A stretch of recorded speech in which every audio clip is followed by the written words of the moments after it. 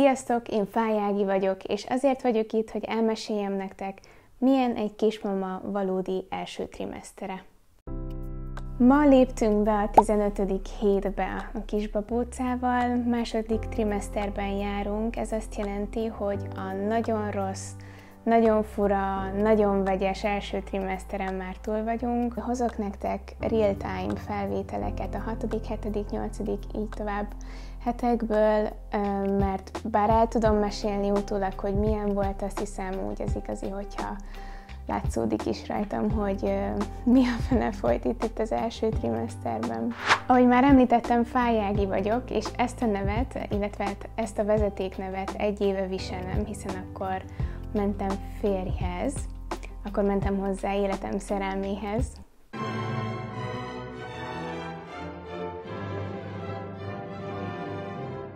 Mi a házasságunk első, jó pár hónapját szerettük volna kettesben tölteni, közös élményeket gyűjteni együtt.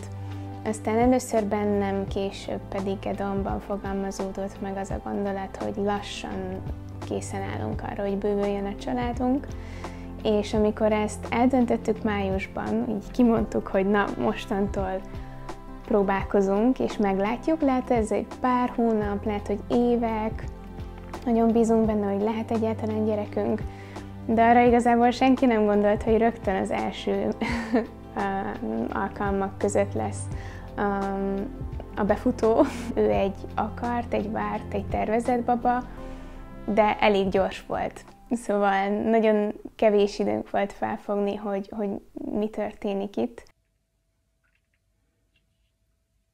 Megfordítottam a tesztet, és teljesen le voltam sokkolva. Tehát emlékszem, az a pár másodperc, amíg így le vagyok sokkolva, az hosszú-hosszú perceknek tűnt. Mert ott lepörgött előttem, hogy basszus, ez egy brutális felelősség, ha ez igaz, ha ez tényleg így van. Aztán pedig elkezdtek jönni a mindenféle egyéb érzelmek, az öröm, a meghatódottság, és gyakorlatilag szerintem nagyon sokáig nem bírtam felfogni. Egy első trimeszteres kismama természetes lelőhelyén, az ágyban. Túl vagyunk az első ultrahangvizsgálaton. Még csak a petezsák látszik, úgyhogy vissza fogunk menni nem sokára. Iszonyatosan lassan telik az idő. Minden nap megnyitom az applikációt, hogy egy nappal előrébb vagyunk is, hogy ez számomra, meg a papa számára mit jelent. De nagyon lassan telik, fáradékony vagyok, nagyon rosszul levős, nem hányós, de hányingeres. Nagyon furcsa az, hogy mit kívánok és mit nem. És egészen elképesztő ez a kontraszt, amiben nap mint nap vagyok, hogy most tényleg eljön ez az időszak, vagy nem. Én a 4. héten tudtam meg, hogy babát várok, és gyakorlatilag onnan még 8 hét telt el, amíg elkezdtem merni kimondani azt, hogy babát várunk. Mármint úgy, hogy tényleg úgy is gondolom, és ott van a fejemben és mindenemben, hogy igen, kisbabát várunk, és úgy néz ki, hogy szülők leszünk. Az elmúlt 1-1,5 évben a körülöttünk élő nők, vagy hát körülöttünk élő házas párok gyakorlatilag, ha 90%-ot mondok, akkor nem túlzok, hogy 90%-ánál volt vetélés az első trimeszter alatt, és több barátnőmnél is első babánál volt ez. Én az elmúlt 1-1,5 évben több lánynál is ezért láttam testközelből, hogy hogyan élték ezt meg, és volt, aki erre fel volt készülve, hogy benne lehet a pakliban, és volt, aki egyáltalán nem. És azt láttam, hogy aki nem számolt ezzel az esetőséggel, hogy ez megtörténhet, az iszonyatosan nehezen, és hát már traumatikusan éltem meg ezt a borzalmas dolgot, és tudtam, hogy ha én egyszer ilyen helyzetbe kerülnék, akkor szükségem van ebben az egészben tudatosságra, mert különben szétesek, és nagyon nehezen állok fel egy ilyen helyzetből. Úgyhogy ezt az egészet tudatosan választottuk, ezt a hozzáállást, hogy gyakorlatilag a 12. hétig nem kezdtünk el már neveken gondolkozni, vagy babacucot, semmi babacucot nem szereztünk be, mert nem akartunk túl nagyot esni, ha mégsem sikerül, és mégis úgy alakul, hogy ő nem jut el ide a földre. 8. hét első napnál járunk most, és 2 nappal ezelőtt voltunk ultrahangon, ahol hallottuk a kis embriónak a szívhangját. Megkaptam egy olyan papírt is, ami bizonyítja azt, hogy egy élő embrió van bennem, és egyébként 13,8 mm. És ezzel a papírral már el tudok menni a védőnőhöz, akit ma kerestem fel, hogy ő nyilvántartásba vegyen, és kiállítsa nekem a kiskönyvet. Amit mindenképpen el akartam mondani, hogy a tünetek nem múltak el, sőt, most a nagy része elég rendesen vissza is jött. Álmos vagyok, nagyon hány ingerem van mindig. Van, hogy megfőzök valamit, mert megkívánom, és mire odajutok, hogy megegyem, hányni tudnék tőle. És ez nem jó kombó, úgyhogy néha azt érzem, hogy nagyon elviselhetetlen vagyok. És tudom, hogy ez a férjemnek se könnyű, nekem sem könnyű, és csak remélem, hogy ez az egész, minden, ami történik, most megéri. És minden rendben lesz, és hamarosan én is beleélhetem magam abba, hogy egészséges babánk lesz. Most még szeretnék továbbra is várni ezzel a beleéléssel, hogy legyünk túl az első trimeszteren, de legalább még 2 hét. Akkor leszek szerintem igazán nyugodt. Az egyik legrosszabb tünet, amikor reggel felkelek, és egyszerre vagyok nagyon éhes, és minden kajának a gondolatától rosszul vagyok, és fogalmam sincs, hogy mit fogok enni, mert ha ránézek, rosszul vagyok, ha rágondolok, rosszul vagyok, ha megszagolom, rosszul vagyok, de magamba kell nyomni.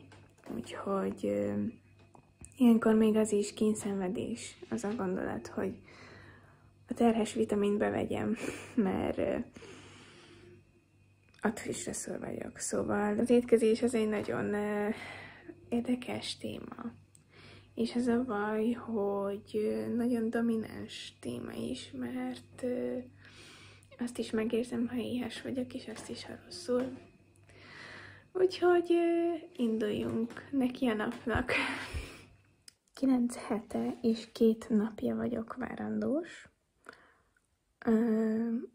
Mostanában 37-38, sőt 40 fokok vannak. És ezt különösen nehezen viselem. Az első trimeszter egyébként is meglepően nehéz nekem, de ez azért most kemény. Az, hogy az elmúlt néhány hétben ennyire megváltozott a testem, az sokkolóan hat rám, mert bár nyilván erről hall az ember előzetesen, de amikor megtörténik, az azért elképesztő. És én iszonyatosan várom, hogy a pozitív oldalát is elkezdjem megélni a várandóságnak, mert bár olvasok róla, hogy már kinőtt a kis kezecskéje, és mocorog bennem, és már csuklik is, elvileg, de ugye én ezekből semmit nem érzékelek. Csak a rosszul létekből, a fáradtságból, a folyamatos éhségből, és nagyon szorítok, hogy a 12. hét után ennek vége legyen. Úgyhogy itt vagyok a 9. hétben, változatlanul rosszul levős vagyok, motiválatlan, és néha azt érzem, hogy céltalan. De hát ebből is kijövünk valamikor. Minden anyukának le a kalappal, aki ezt eddig már egyszer, kétszer, háromszor, négyszer, ötször, kihányszor végigcsináltam, mert ez nagyon kemény, bár tudom, hogy sokan könnyebben élik meg, de ha most kellene eldönteni, vagy most kellene kimondani, hogy szeretnék-e még terhes lenni, akkor most azt mondanám, hogy soha többet. De gondolom fogok videót csinálni későbbi stádiumokban, meg majd a babócával is, és majd azok felülírják ezeket a tapasztalatokat, úgyhogy ilyen csapzott hajjal, kánikullából jelentkeztem most a 9. hétből. Miután megtudtuk, hogy babát várunk, jött a kérdés, hogy kinek mondjuk el, és mikor. Ez a következő nagy kérdés, a következő nagy dilemma, mert mivel hogy a 12. hétig bármi megtörténhet, nagy magas a kockázata, ezért mindenki óvaint, hogy túl hamar mondd el ezt a hírt, ami életed egyik legnagyobb híre. És ott álltunk, hogy most mi legyen. Én ezt sokkal nehezebben viseltem, hogy azt éreztem, hogy megy az élet tovább, és kérdezik, hogy vagy, mi újság, és így elmondanád országvilágnak, hogy terhes vagyok, és mindenkinek elmondanám, hogy pozitív a teszt, de hazudni kell, és fölenteni kell, és azt kell mondani, hogy semmi különös. Mivel alapvetően egy őszinte ember vagyok, és szeretek is őszinte lenni, ezért minden egyes olyan alkalom, amikor valamiért nem lehetek őszinte, ez nekem egy iszonyatosan nagy belső harc és vívódás.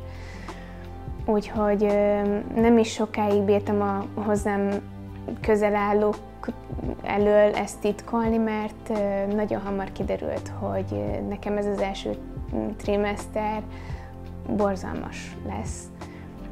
Mivel, hogy minden nap rosszul voltam, és akikkel én együtt mozogtam a munka kapcsán, meg ugye a család körül, ahogy voltunk, tudtam, hogy ezt nem tudom, de nem is akarom leplezni, mert nem megy. Tehát, hogy élni is alig van energiád, nem, hogy még ott kitalálj meg mindenféle fülentést a dolgokról. Na, hát 10 hetesek vagyunk. Az utóbbi napokban egy picit jobban érzem magam, aminek nagyon örülök, mert már nagyon-nagyon-nagyon kibírhatatlan volt az elmúlt pár hét.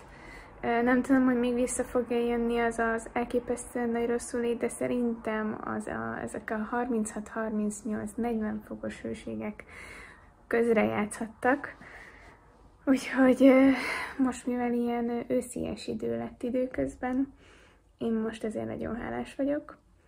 Úgyhogy észrevettem magamon, hogy mosolygok, jó kedvem van. Ezek ilyen új dolgok, tehát hogy így 2 hónapja ilyesmikkel nem nagyon találkozom, úgyhogy most ennek igazán tudok örülni. Egyre jobban kezdek fellélegezni a nyomás alól, vagy a feszültség alól, amiket a vetélésekkel kapcsolatban olvastam, hallottam, környezetem tapasztalta, és így, hogy már közeledünk az első trimester végéhez, így van bennem egy ilyen fokozatos megnyugvás, hogy lassan fellélegezhetünk, és elkezdhetünk készülni a szülői szerepre. Úgyhogy így vagyok most. Azért van egy-két dolog, ami nyilvánvalóan nem tűnt el, ez az ételundor, szaglás, mármint a furcsa szaglás, hogy minden fura szagot nagyon hamar megérzek, egyre több ilyen nehézségem van a kávéra nem bírok ránézni és rágondolni 2 hónapja, és ez nekem nagy szívfájdalmam, a férjemnek nagy öröme, de ezt én mondjuk soha nem gondoltam volna, én napi szinten 1-2 kávét megittam, és az volt ez a me time. Mindig ezt vártam a napokban, meg a reggelekben, na most ez nincs. Sőt, ha rágondolok, akkor nem.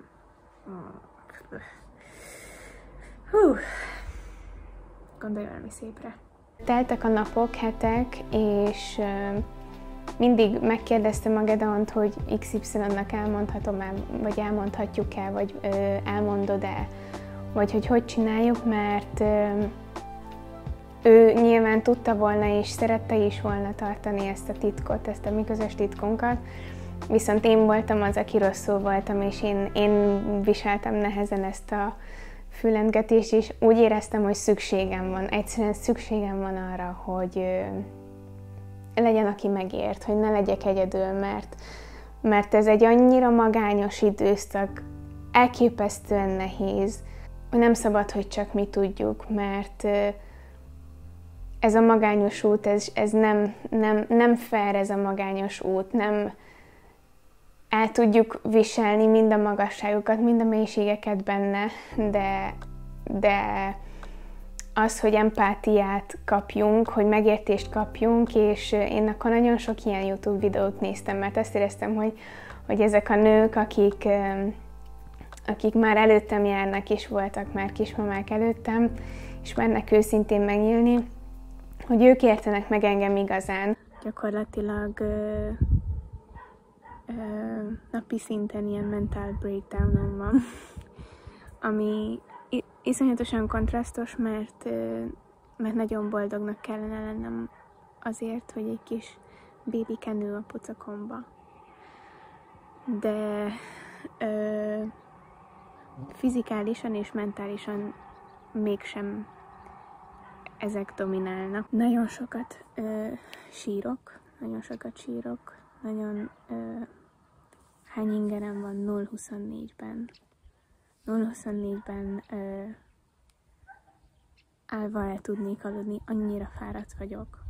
Viszont amikor lefekszek aludni, akkor nem tudok aludni. Én mindig hasonfekvős voltam, és konkrétan 2-3 hete nem tudok hasonfeküdni, annyira fáj a mellem. Úgyhogy én senkit nem elriasztani szeretnék a várandóságtól, de amit én nem tudtam előre, és így nem tudtam felkészülni rá lelkileg, meg sehogy se, az első trimester nem ez a rózsaszínködös, kiderült, hogy pozitív a teszt és minden happy, hanem egy csomó olyan tünet, ami ellen igazából túl sok mindent nem tud az ember tenni. Úgyhogy olyan értelemben hasznos tapasztalat, hogy a következő várandóságomra már sokkal tudatosabban fogok készülni.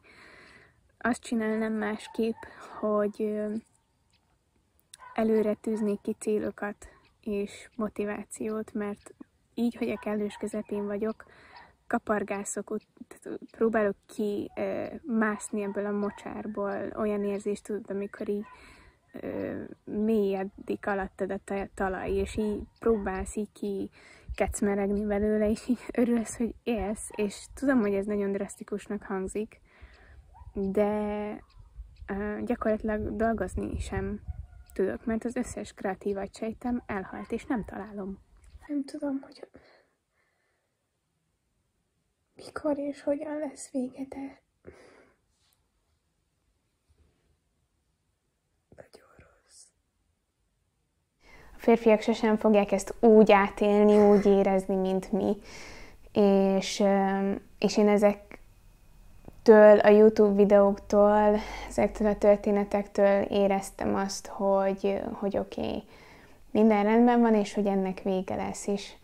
Akkor fogalmazódott meg bennem, hogy én is szeretnék egy ilyet csinálni, mert ha csak egy embernek, vagy ha csak egy kismamának is, aki az első heteiben jár, tudok ilyen visszaigazolás lenni, egy ilyen visszacsatolás, vagy egy ilyen mencsvár, egy utolsó reményhang, hogy ha kitartasz, akkor ennek tényleg vége lesz, és jobb lesz néhány hét múlva, akkor én szeretnék ez a hang lenni, mert nekem óriási segítség volt minden egyes ilyen történet és nő, aki erről beszélt. Nagyon sok mindent megértettem emiatt, hogy ilyen nagyon szélsőséges érzésvilág zajlott bennem ebben az elmúlt néhány hétben. Nagyon sok mindent tanultam, és felismertem azt, hogy egyszerűen nem lehet elbagatelizálni senkinek sem a saját nehéz helyzetét. Legyen az egy első trimeszteres, rosszul létes néhány hetes szenvedés, legyen az, hogyha elveszíti valaki a babáját, legyen az, hogy hónapok, évek óta próbálkoznak, és egyszerűen nem jön össze nekik a baba, a terhesség. Bármilyen nehézséggel is küzd valaki, nem szabad elbagatelizálni és azt mondani, hogy ez annyira nem nagy ügy. Még akkor sem, ha nem tudom, vagy nem tudod, vagy nem látsz bele, hogy ez mikkel jár, mert ha rosszul van, annak oka van. Hogyha ő azt mondja, hogy ez neki nehéz, akkor ennyi, tehát akkor ez neki nehéz. Lehet, hogy te könnyebben viselnéd, de ez neki nehéz, és ilyenkor nem azt érzem, hogy ilyenkor nem ez a feladatunk, hogy megmondjuk a tutit, azt mondjuk magunkban, hogy fú, én ezt biztos sokkal jobban csinálnám, biztos végig boldog lennék, happy lennék. Ilyenkor az a legjobb, hogyha ott vagyunk egymásnak is, és megértést, empátiát tanúsítunk a másik felé. Ha ez szavakkal nem megy, akkor csenddel, hallgatással, és ha van esetleg gyanúja bármelyik ismerősnél, vagy családtagnál, hogy babát vár, nagyon legyünk óvatosak ezzel a témával, mert nekem talán a legelején ez volt a legnehezebb, hogy hogyan fogok reagálni, ha valaki megkérdezi így a semmiből. És volt ilyen, és hazudni kell, mert még nincs egyszerűen itt az ideje, és ez kellemetlen, ha nem ittam egy baráti összejövetelen, vagy egy családi összejövetelen. Szóval, hogyha nem iszik valaki egy ilyen összejövetelen, na az legyen az első dolog, hogy fú, biztos terhes vagy. Ez nagyon tapintatlan, és nagyon nehéz mit kezdeni az ilyen dolgokkal. Mindig meg lesz az oka annak, hogy ki mikor mondja el, hogy babát vár, és hagyjuk meg mindenkinek azt, hogy a saját időzítésében jusson el döntésekre, arra, hogy hogyan kommunikál. Szerintem ez tök felszabadító arra a párra nézve, akinek az életéről szó van. És azt hiszem, ennyi volt a bölcselkedésem. Nem akartam így túl bölcselkedni ezt a dolgot, de hát így alakult. Minden kismamának, aki a várandósága elején jár, szeretnék nagyon sok erőt és kitartást kívánni. Higgyétek el, hogy el fog múlni, ez egy ideiglenes dolog, túl lesztek rajta, és csak bírjátok ki, mert azt tudom mondani, hogy megéri.